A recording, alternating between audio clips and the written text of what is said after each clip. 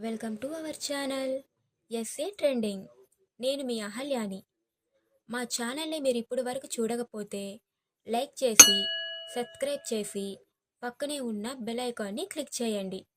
ఈరోజు నేను చెప్పబోయే టాపిక్ శ్రీ సుబ్రహ్మణ్యేశ్వర స్వామి శ్రీవల్లి దేవసేనల వివాహం వేడుక ఏ విధంగా జరిగిందో మనం ఈ వీడియో ద్వారా తెలుసుకుందాం. శ్రీ సుబ్రహ్మణ్యం శ్రీవల్లి కళ్యాణం. వల్లి పర్వత అడవులనందు శివమణి అనే సన్యాసి సంచరించేవాడు.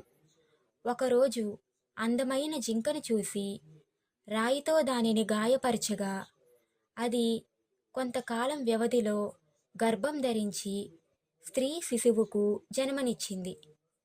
ఆహార సంపదకై ఒకరోజు నంబి దంపతులు అడవి వెళ్ళగా ఆ స్త్రీ శిశువును చూసి స్త్రీ సంతానము లేని వారికి ఆ భగవంతుడే ఇచ్చాడని ఆ శిశువును తీసుకుపోవడం, ఆ శిశువును అల్లారుముద్దుగా పెంచి శ్రీవల్లి అని పేరు పెట్టారు.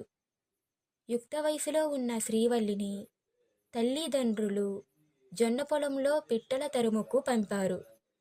నారదుడు ఆ సౌందర్యవతిని చూసి ఆమె అందాల గురించి సుబ్రహ్మణ్య స్వామి వారికి చెప్పి ఆమె వద్దకు పంపారు. స్వామివారు వేటగాని రూపంలో వెళ్ళి శ్రీవల్లి అందాలకు ముగ్ధుడై ఆమె వద్దకు వెళ్ళారు. స్వామివారిని చూసిన శ్రీవల్లి సిగ్గు మొగ్గులు లొలిగింది. స్వామివారు తన వృత్తాంతమంతా చెప్పి నన్ను నీవు వివాహమాడమనగా అని ఆమెను అడగగా దానికి శ్రీవల్లి అంగీకరించలేదు. స్వామివారు తన సోదరుడైన వినాయకునితో తన పెళ్లి వ్యవహారానికి సహాయపడమని ప్రార్థించాడు. ఆయన ఏనుగు రూపంలో శ్రీవల్లి వైపుకు వెళ్ళగా ఆమె భయంతో వెనుతిరిగి స్వామివారిపై వాలి ఆలింగనం చేసుకున్నది. ఈ విషయం తెలిసిన శ్రీవల్లి తల్లిదండ్రులు వాళ్ళ వివాహానికి అంగీకరించారు.